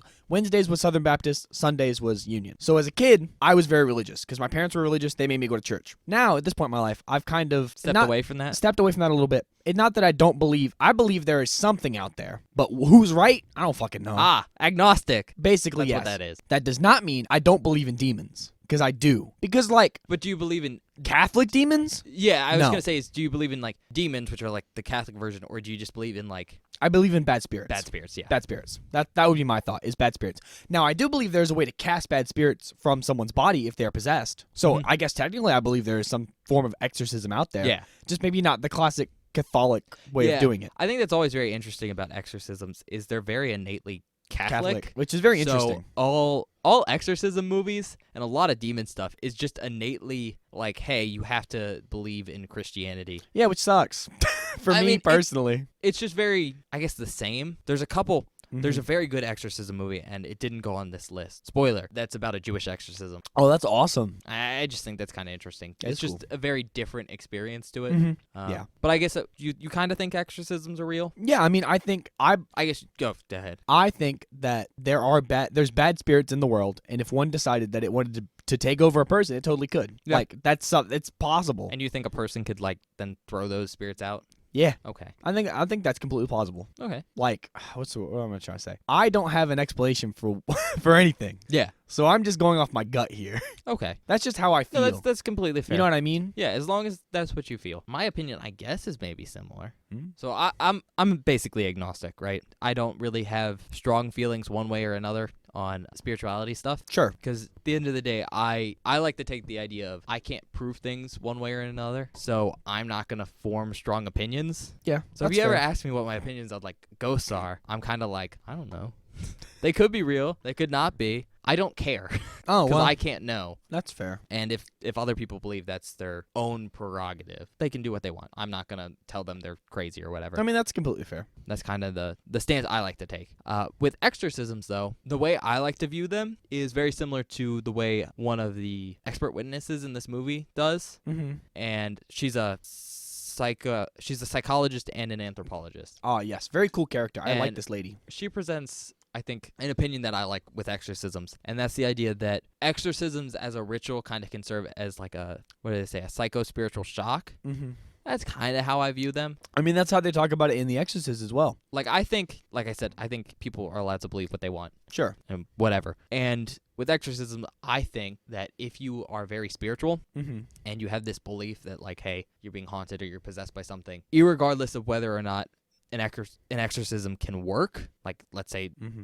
demons or whatever are real, or they're not, your belief in this exorcism and the fact that it's performed on you, That's real. that is real. Yeah. And that can allow you to get better. Yeah, I mean, it's basically not, I don't want to say the placebo effect, but it kind of is. I think that term, which I keep forgetting it, but the Psycho psycho-spiritual shock, Yeah, psychospiritual thought. I think was a good way to summarize that. Yeah. Basically, you're buying into their belief You buy into the belief so hard that it helps you. that it helps you, which is Yeah, basically and what the placebo effect That's my is. thought on exorcisms. Is That's fair, honestly. I don't agree. dislike them because they can be used as a tool to help someone. Yeah. However, I think it's important to note that any tool can be misused. Absolutely. So, Totally agree. In the case that they really hurt you or kill someone, that's not okay. In this movie, in this trial proposed about Emily Rose, it's very debatable. For sure. In the real life case, it isn't. It's like Absolutely not. 67 times. That it would. Yeah. Yeah. No. I would say after about 2 or 3, I'd give up. Just saying. Well, the fact that it's so many times is Yeah. Insane. I mean, it's nuts. That-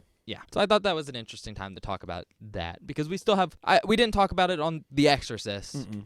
because I think that We did movie's not. more of an exploration of a crisis of faith. Sure. Where this one's more of an exploration of do you believe in exorcisms or not? Yeah. I think that's an interesting topic. For sure. I think before we close up, the only other thing I wanted to talk about was the thing you reminded me about, which is the whole sustain stuff. Yeah. So basically, the prosecution in this trial.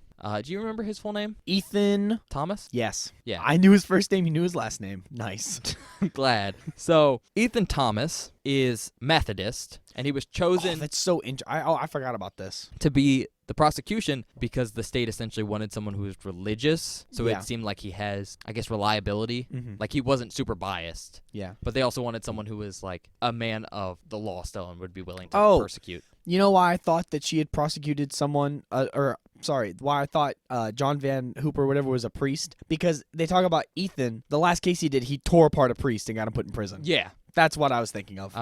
That's why they want him on this case. That makes sense. But Thomas is like, we're just going to call him Ethan because we've been calling him. I've that the been whole calling time. his first name. Ethan's a very interesting character. Yeah. Because I can totally get behind someone who is both a person of faith who like has strong religious beliefs, Yeah. but can also put those aside and do something that's more factual based. Mm-hmm. There's scientists like that who are very religious, but can also like say step aside and then do a very scientific thing. Yeah.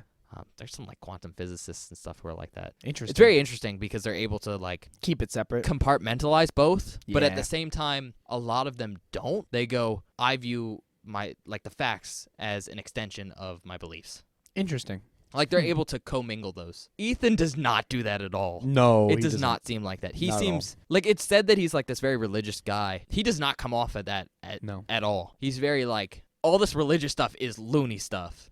Can I pose a question to you? Yeah. Do you think it's because demons are an innately Catholic thing and he's not Catholic? He's Methodist. I got the feeling that it's because he is unable to compartmentalize both his religion and like his job. Interesting. And so I think part of it is that A, his worldview is not Catholic. Yeah.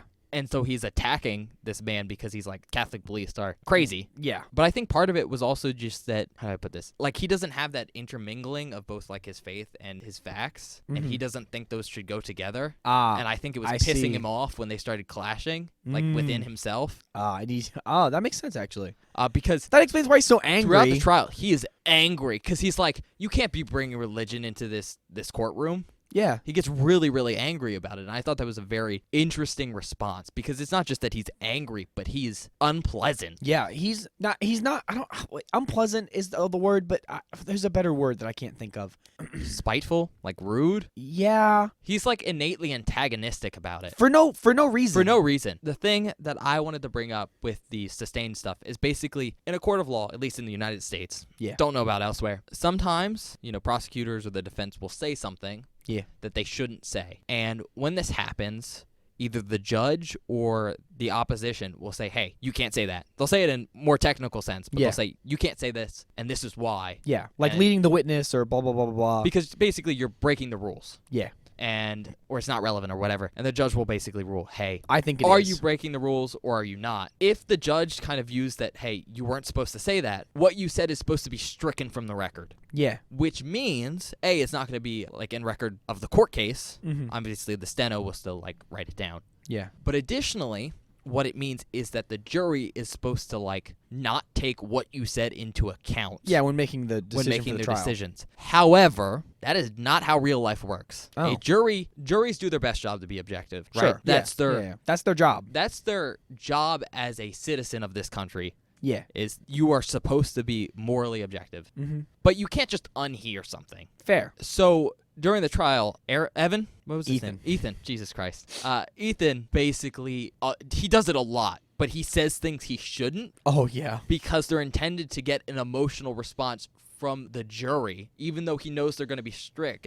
From the record. But he wants to, like, subconsciously get them to think a certain way. I mean, it works. And it does work. Super unprofessional. Oh, yeah. And you can even tell the judge is starting to get mad at him. Because she starts bitching at him. It's bad. really bad. That's just why I wanted to break it up. It's his behavior during this trial is super unprofessional. Oh, yeah. It's very. That's why I think he's unable to like deal with like his faith and like his life in the same area. Yeah. Is because he's so incensed and like angry and passionate during the whole trial. Yeah. I think that's why he wanted the maximum sentence. He's like, I need to prove that this man is a monster. Not that he has a possibility that he's okay. But yeah, he's very, very unprofessional. Super unprofessional. Like, that is a tool, and you can use it, and you know what? Your job is to win, and I can get using it. However, the amount he uses it is... It's constant. It's to the point where if this wasn't a movie, like, he would have risked getting his case thrown out. Oh, yeah. Because For sure. Do you know how many times he does it? Like, do you... a guess? Oh, fucking, I don't know. It's getting close to, I think, 10. I was going to say 15. Really? You 15. think it was that many? Yeah, dude. I thought it was a little less than Every 10. fucking Maybe time 8. she brought a witness up, he would be like, she would start talking and he would just start yelling at her. It is basically every scene. Well, I think once he begins to realize he's going to fucking lose, he can't handle it. Well, he tries to get what she says taken off. Yeah. Which I can get. I'm more thinking of the fact that basically every time he talks to a witness, he has something stricken from the record that he says. Yeah. I think that happens like close to 10 times, maybe 7 or 8. It's a lot. But that's only what we see. That's true. That's insane. It's very unprofessional. I think that's just something to point out because it shows that he's invested in a way that's unhealthy almost. Yeah, and I think I don't know if I'm reading too much into this. I might be. Fuck it. That's okay. That's our job. Yeah. I think part of the reason he's so mad is he's not mad at her. Like, he's not mad about the situation. Uh-huh. I think he's mad at himself. I think, and hear me out, this is, I might be stretching here. Okay. I think he's buying into it. I think he believes more, and he cannot handle himself being like, I'm a man of God, but I'm believing this hooey from Which a Catholic. is Catholic hooey. Catholic hooey.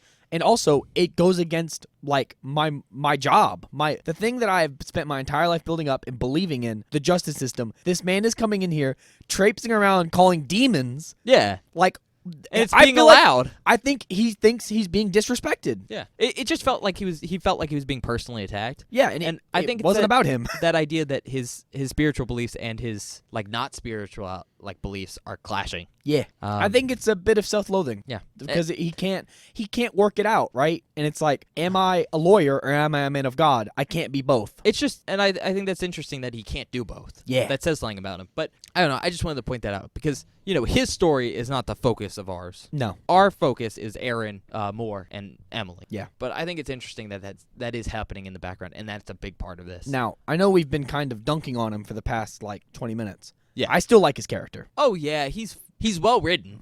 That's what I mean. I don't like him. No, yeah. We're Because- dunking on him, still a good character. I don't like him, not because he isn't a good lawyer. No, he's a great lawyer, I think. I don't like him because I don't like him because he comes off as a dick. He is an But asshole. mostly because he's just purposely unpleasant and unprofessional Yeah. in a setting where he should be. That's why I didn't like him. Yeah. It's not what he's doing, it's how he's doing it. That's it fair. Felt very feels like a slimy lawyer. I thought you were going to say something else. Bob, I think I know was it a sunny joke? Oh, no, actually. okay. It wasn't a funny joke. It was, I'll tell you later. Bob's like, I can't say this. All right. I know, I could say it. I just have to cut it. Oh. That's all I got to say about the movie. I think. Mhm. Who would you recommend it for? Let me think.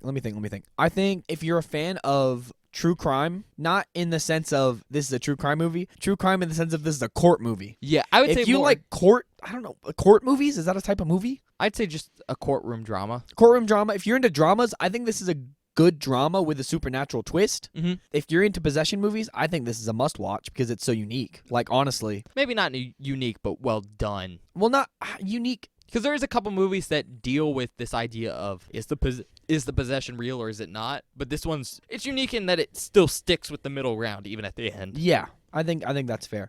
If you want a movie you could pick apart for a while and talk about and really dig into, because there's a lot of stuff in this movie we didn't even touch.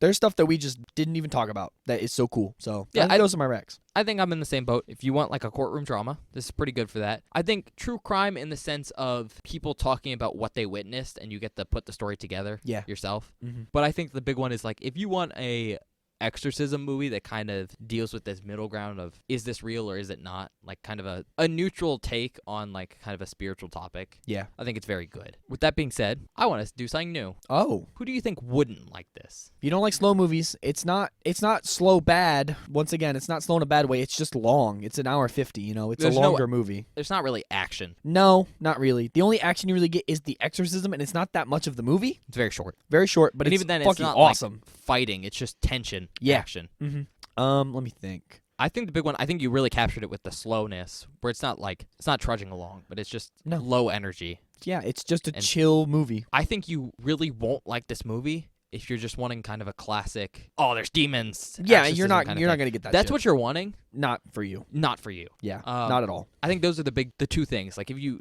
Yeah. don't like slow movies, or if you're wanting a classic exorcism kind Yeah. of film, you're not gonna like this one. I think that's why the ratings weren't great. Yeah, that kills me because I really fucking like this movie. I think that's why it was kind of a 60%. Yeah. For the critic score, why do you think that was low? I have no idea, actually. Honestly, I'm trying to think of some, personally, and I guess I'm not very picky when it comes to this type of thing, really. Oh, yeah. My thing is a movie's a movie. Yeah. And so, again, even if I don't like it, they made a movie. That's super cool. But I think every movie has something that can be appreciated about it. For sure. Even if For it's sure. a horrible travesty that's disgusting and depraved or whatever. I've seen a few of those. No, not yet. But you can still find something in there that's worth saying, hey, look at that. Yeah, that's completely fair, and I agree. I'm going to see what someone said about this. Okay, this will be interesting. I'm actually really excited because I'm always curious what other people think besides us. Because, we're kind of in our own little echo chamber here. I see stuff online, but it's I don't really get to see outside opinions on these sorts of things. Because most of the time, I don't want to get anything spoiled. So, why people didn't like it, right? Oh, God. Is they basically say the moral debates and the drama feel kind of lifeless, and the theology feels weak, and then, the scares are lacking. I mean, all right, I guess. I don't know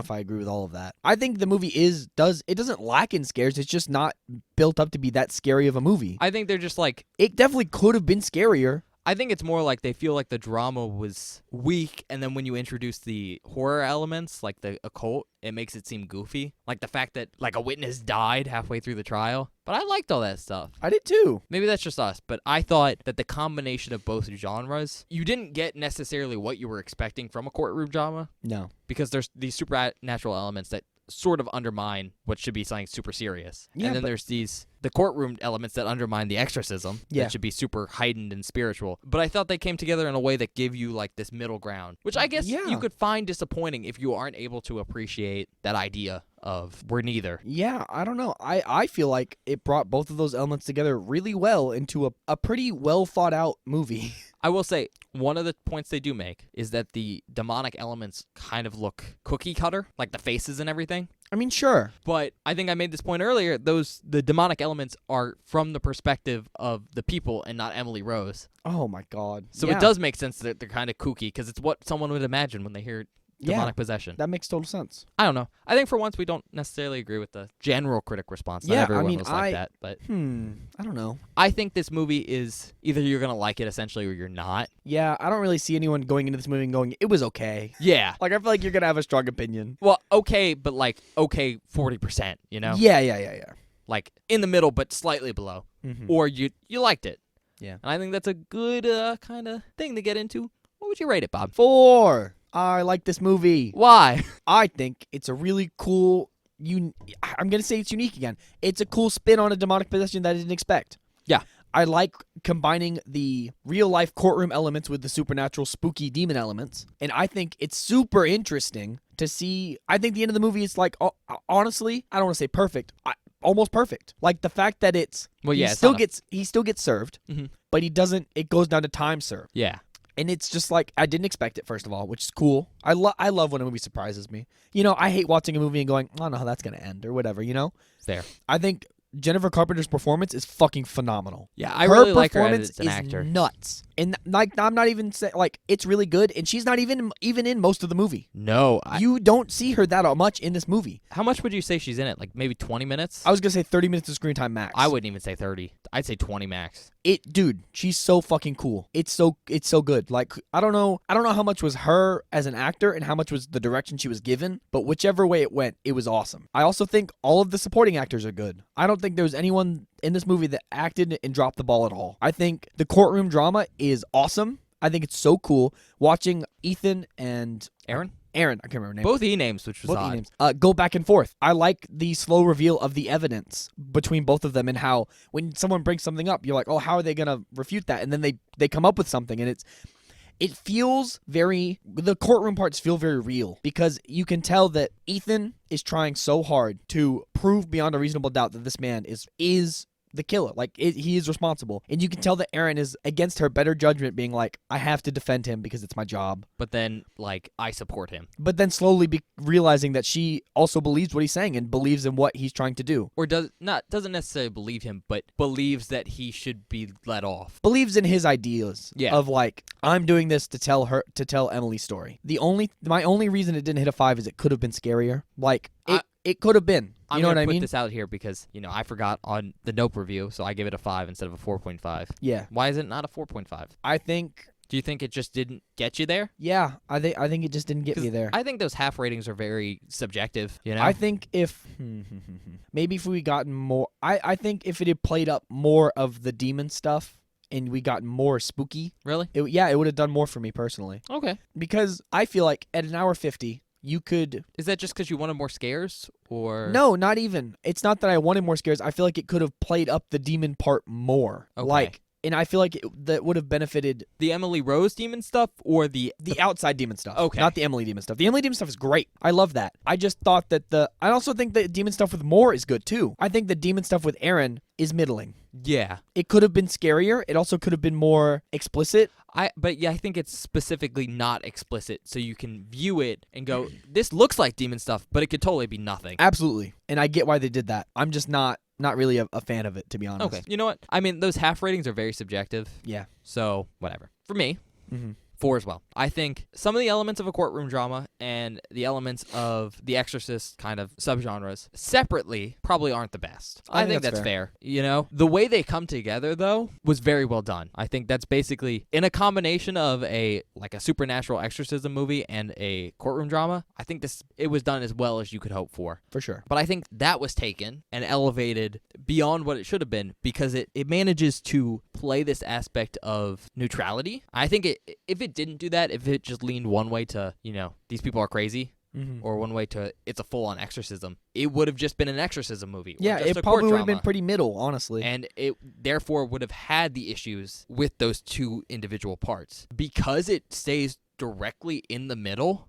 I think it manages to be a 4. It manages to go beyond what it normally should be able to do. Yeah. And I think the biggest thing here is the ending. You know, it's so easy to have a good movie where you get this middle ground or even lean one way or the other. And that's fine. But it's very hard to not make a clear statement at the end. Are you okay if I reference them? No, I'm not going to do this. I'm not going to reference the movie. I was going to reference a movie that does a similar thing. Oh. But basically, I know of a movie that does a similar play with whether or not like these spiritual forces are real or not. Yeah. And it plays it up very in the middle, and slightly towards the end it starts to lean one way. Mm-hmm. But it would have been a great ending, except then it comes back again, and then it confirms one way. Oh, that sucks. And that ruins it. But I understand why like a writer or a director would do that, because you want that payoff. Yeah, You know, it makes you as an audience feel fulfilled, but Yeah. that would have ruined this movie. And I think it says a lot about the writer and the director that they could look at this and go, no, we're going to do the middle ground. And it's such a perfect middle ground, this idea is. that he's sentenced. Like, he has that shame hanging over him for the rest of his life. He was convicted. That He was found guilty. he might have murdered this woman that he probably she grew up around him. Yeah. He is their, like, parish, like, priest. Yeah. She went to church with him and saw him at least once a week, probably. I mean, you know, probably pretty close. Yeah. With how devout that family was. He has to live with that. But at the same time, the court was like, but you served. Like, we Yeah. think you've suffered enough. Like, you tried. I think it's that perfect middle ground. I think it captures that idea of neutrality perfectly. And I think that's what elevates the film to a 4. I don't think it's more than that, because the film does have problems. I mean, Yeah. some of the graphics for the demon stuff are cheesy and stuff like that. Yeah. Some of the elements, like you were saying, during the present that are like the supernatural. They didn't do anything for me, man. It's not that they didn't do anything for me. They kind of felt that they leaned a little too hard into the supernatural, but Really? not in a way that I felt like was scary or whatever. Yeah. Okay. You know? Mm-hmm. That's fair. Like characters smelled burning, or like the door to Aaron's apartment popped open. God, that... And those things are very kind of explicit, even though we don't see anything. Yeah. That really leans into the supernatural. I would have liked if they were able to do something scary Mm-hmm. and were able to maintain that perfect middle ground. Sure. I don't know. I think the thing with like the psychiatrist dying mid thing is kind of cheesy. I think it's a very good representation of something that can just happen. Yeah. But I think if everything except him getting hit by a car happened, it would have been better. Because it would have been this idea of like he just got scared off, you know, by demons, you know? Again, the fact that he gets hit by a car and dies Yeah. feels very explicit. I don't know. There's Does certain, it? Really? in a way, because it feels like basically the story with Aaron is that the whole time Moore's telling her not to give in to evil. Mm-hmm. Like, you have to stick with the trial and try to prove the facts about Emily. Yeah. Or you're giving in to evil. The psychiatrist gives in. He decides not to testify, and so the demons take him. Sure. I don't know. Yeah. I Just- guess you could see it like that. My thing is like, But I did like the fact that he gets really scared and runs away. yeah, and I think the fact that he was hit by a car, something that could literally happen to anyone, is completely... That's good. Where Yeah. it happens is odd. Like, it's in a parking lot. Yeah. Yeah, it is a little weird. It's a little weird. Like, It's a little strange, but it's still plausible. if we had watched him run into a street and then he gets hit by a car, Yeah, I think that would have worked better. I guess Maybe. what I'm trying to say is I don't think the film's perfect. that's fair. I think it could agree. have done things better. I'm not sure what. I think more scary. But I think maybe. For me because, personally, like, it feels more like a courtroom drama with hints of horror, yeah. which is nice if you're watching a bunch of horror movies. It's nice Yeah. to have something different. I liked it. But it's not really very scary. So maybe it could have had more of that. I don't think it was a 4.5 either. I think the exorcism itself is phenomenal. Yeah. Maybe I think if you're right, if the flashbacks from the defense's side of Emily Yeah, were a little bit more, had that oomph that the exorcism has, I think it would. I I would would really have liked heighten it better. And maybe it would have been a 4.5 because it needs that horror element, It does. It's a Um, very chill movie until you get to the exorcism, and then it fucking pops which off. is fine. It works really well. It does. But it's there great. is that tonal shift at the exorcism. Yeah. So, 4. Yeah, I agree. Is that it? Do we do anything else? Do you have anything else you want to talk about?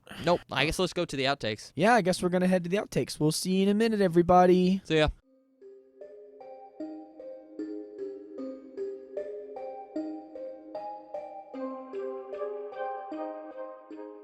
Hello, everybody. Welcome to the outtake section for this episode of Beware the Board. I hope you enjoyed our review of Emily Rose. I really enjoy that movie. I think it's a really cool insight into the morality of exorcisms and their effects. Without further ado, let's get into this week's outtakes. This first one coming up is a conversation that Ben and I had before the movie where, well, let's just say I closed my eyes. You know what? I did close. Really, Sean. Ooh, it just got darker in here. What'd you do? I turned off the home screen. And also, you close your eyes. I mean, yeah, I knew I closed my eyes, fucker. I thought that was the joke you were making. Absolutely not. I was genuinely wondering what you were up to. All right. Yeah, that's what movie we're watching. Why is On a it dark in moment. here? You closed your eyes. I God thought that damn was the it. joke you were making, and I wasn't gonna react. And I was like, you know what? I'm just gonna. Ben, hit the lap thing, please. I can't see. Thank you. This next clip is my reaction to an alarm clock in Erin's room stopping at exactly 3 a.m. and her waking up in a cold sweat. Oh, is this the... Oh, God.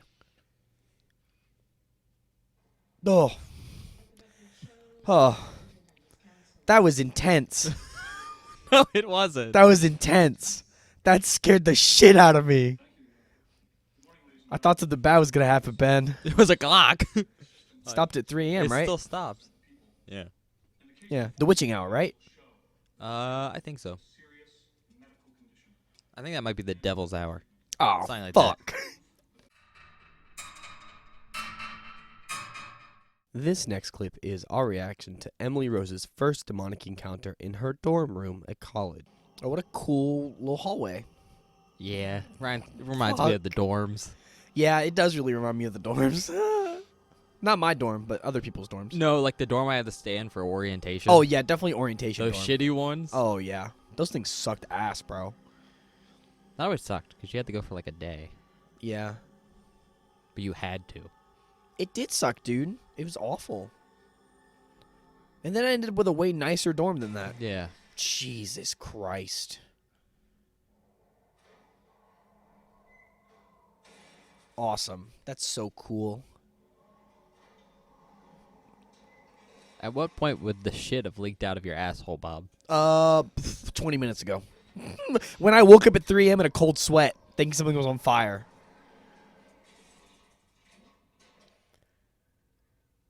Oh, thank God. Oh, wait. Oh, no. We're not good, are we? Or are we good? Are we good? Everything's fine. Go back to bed. See, I would not be going back to bed after that. Ah! What the fuck? What is that? Oh, it's pens. In like a cup holder thingy. It's Pepper! Shut up. Oh! Alright. Well, that sucks. Oh, that really sucks. Oh, this really, really, really sucks. Oh my God, what in the fuck? Oh, okay. Woo! That's like actually like nightmare fuel. Maybe Pepper's just giving her a really strong hug. Oh my God.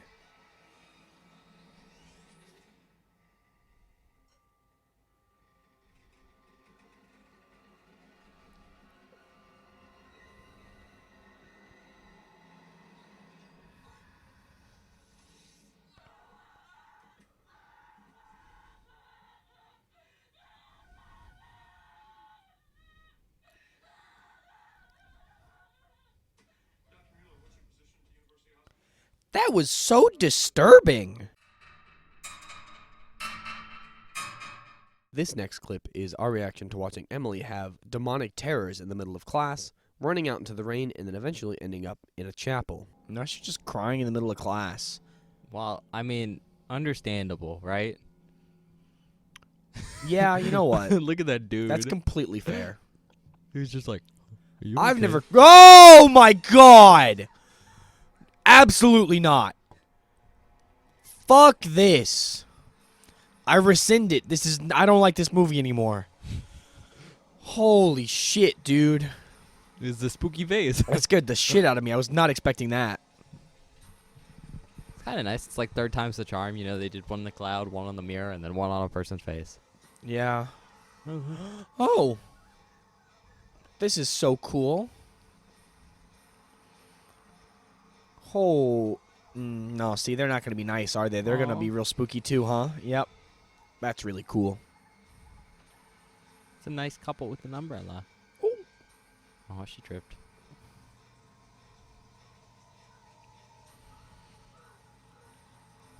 She looks a little wild. Away she goes. There's her friend. Yeah. Her special friends. Damn.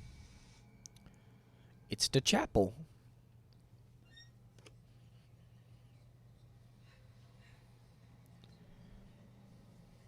Oh, she looks messed up now. These two people in the church. Yeah. Just being like, Boy. Oh my fuck. Once again, scared the shit out of me. Jesus Christ.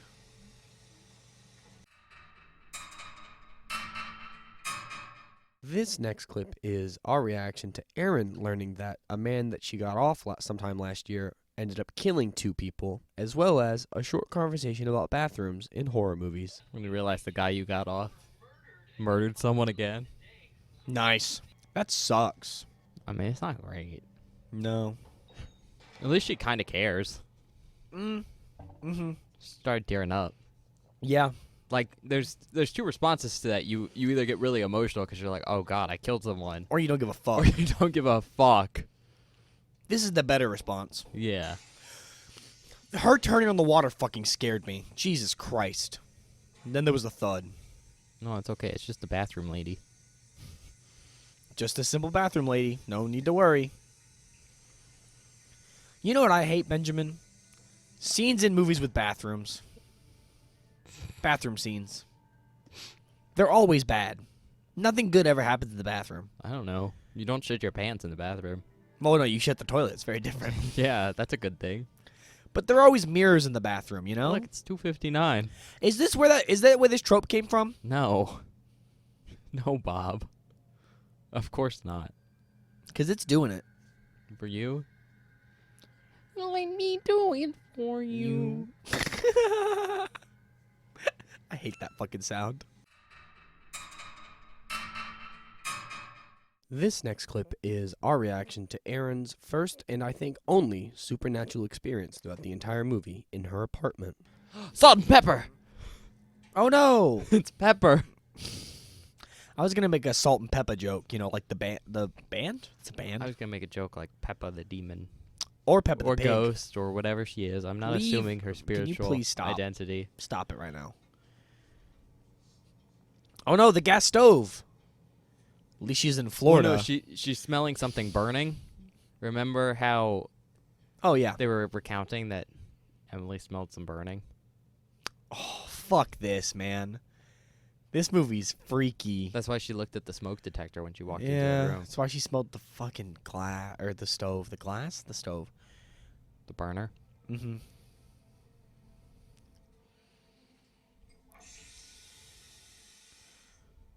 What are you doing? Just getting some water. Oh, fuck off! Fuck right off. Welcome to The scary door.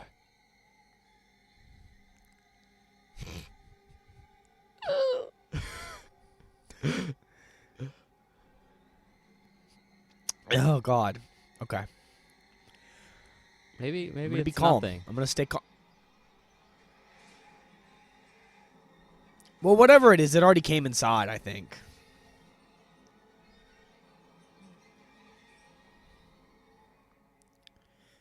Fuck you, movie. You didn't even give me anything. Not even a little jump scare. Bob, you got scared by the glass. Yeah.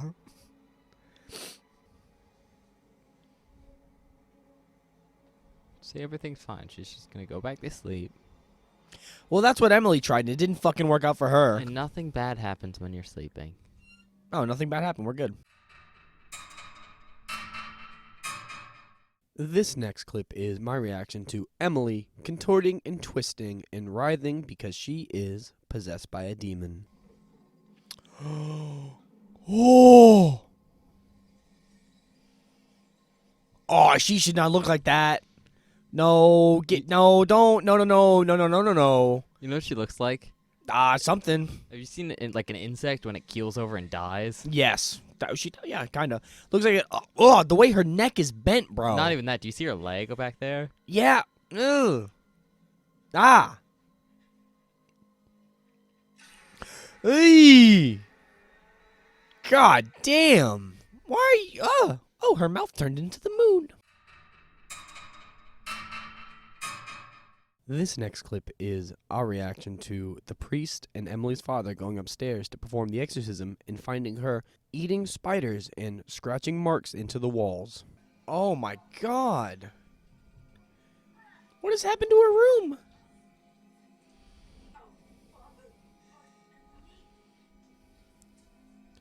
No, bro.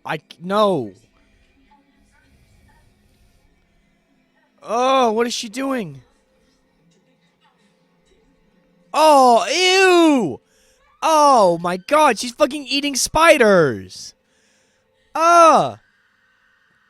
Ow! Her fucking nails must be so sharp if she's doing that. Or they're just ripped to the bone.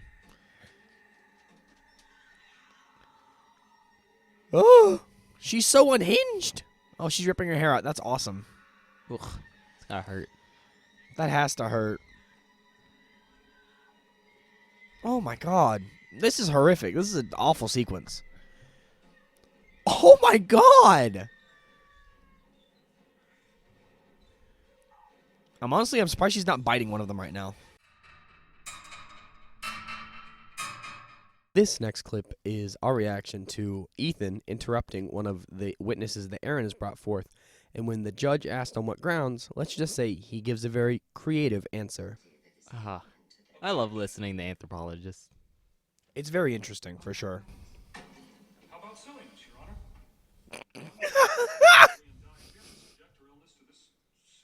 How about silliness, Your Honor? That has to be the name of the episode, right? Next outtake begins with a reference to the movie Holes and ends with a callback to one of my favorite movies ever. Look, it's 3 o'clock again. Fuck off. I'm tired of this. I'm tired of this, Grandpa. Well, that's too damn bad. That's what the voice just whispered.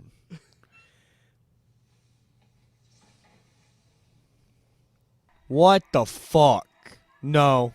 Oh, the tape recorder started playing. That's really cool. That's awesome. Man, how nice this is. Oh, God. Dude, Oh, thank the God. doctor made her a mixtape. Call him Dr. Mixter. Dr. Mixter? What a callback. You said a very different word there. Huh? I said, what a callback. You said, what a cunt. You went, what a callback. You, like, stuttered. Did I? Yeah. I didn't notice. This next clip is my reaction and surprised when the psychiatrist that Aaron was going to have take the stand ends up getting hit and killed by a car in a freak sudden accident. Why is he running? Oh my god, what the fuck? It just cuts away from that? You're not going to explain that to me? What? He's dead? What?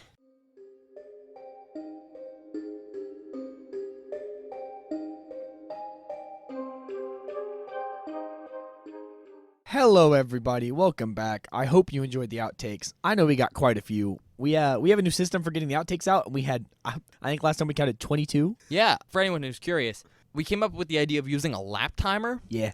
Basically, it's a timer that times the whole movie, and then every time you hit a button, it marks a lap. You're basically marking the timestamp, so when I go to edit this, I don't Yeah. have to do as much work. And also, However- so we can secure more outtakes. Yeah. However, I will say the lap timer we're using is Bob's phone, Yeah. and instead of marking like the time from the total, it does a count since the last So I'm lap. going to add it all up, but it's fine. So we'll have to add it all up.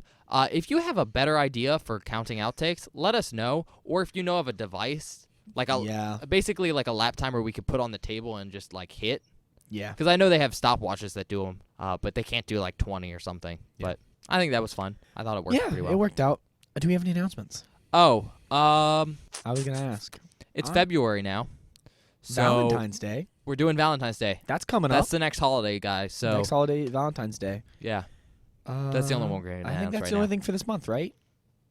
Well, we have something else coming out this month, but I don't want to talk about that yet. Okay, that's fine. Anyway, if you want to, follow us on Twitter at Beware the Board. It's where I post all of our updates. Whenever the episodes for the show go live, they go there. And every Monday, Every Monday, I post spoilers for what movie we're watching or movies. or movies. This week, I had to last week, sorry, I had to put up 3. We did 3 episodes in a fucking row. Hope you like that. Nuts. Absolutely bananas, the editing I had to do for that. Considering audition is 2 fucking hours long. Bob missed work one night because he fell asleep after editing. Yeah, I passed out. Otherwise, check us out on YouTube. That's the only place we're posting Yeah. these right now. Oh, So, really, if it possesses you, or maybe it doesn't, hit that subscribe button.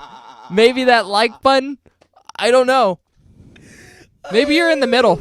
oh my God. I didn't know where you were going with that. That was fucking funny. That was a good one. But yeah, check us out on YouTube. We will be on podcast platforms soon. We have gotten more new concept art. Yeah, we have concept art now. So More concept art. we're slowly getting there. At some point, this will be wherever you get your podcasts. Yeah. Spotify, Anchor Uh, FM, Apple Podcasts. Apple Podcasts. Wherever you get your podcast, we will be there But, soon. not hopefully. for a while. Maybe season 3. Listen, man, season 2 we got it. I swear. I promise. I don't know. I said that about season 1. It didn't happen. I was talking to Bob about this the other day. This was episode 15, right? Oh God. We've yeah. already done 5 spaces on this board. We have 4 spaces That's left. whack, bro. That's only 4 more weeks. God, I'm fucking scared. Well, no, 4 more weeks and then the wrap. the wrap up. But for us recording, it's really only 4 more weeks. So Yeah, because we usually record the wrap up after the last episode because I it's easier. I think we might finish recording before we get it. Maybe. Not that he's like slow or anything. He's been pumping out these concepts. No, we've been and it looks good. I just don't know how long I'm it'll so take us to excited to decide see on what- something. I'm so excited to be able to reveal it. It's so cool. Oh. You have anything else? Oh, if you have any recommendations for the random category on the board, leave them in the comments. If you have recommendations for movies you want us to watch, leave them in the comments so Benjamin can sift through them. Yeah. If you have any recommendations for things you'd want us to talk about after Yeah, the movie, absolutely. or things you want me to add during the pre, Yeah, new categories of stuff you want me to cover, absolutely. let me know because that's always cool. It's good to have that for the next board when we get to that. Absolutely. As I don't know if anyone's noticed, as we've been doing the holiday movies on this board, I started to add more stuff, yeah. like the post-movie discussion notes and stuff. Mhm. So, I like the post-movie discussion stuff. It always helps me come up with cool ideas Me to too. talk about. or just to remember stuff. Yeah, like absolutely. if I came up with during the movie. Mm-hmm. That's all I got though. Yeah, I think that's it. Have a nice week, everyone. I guess we'll see you next week, everybody. And remember, always beware the board.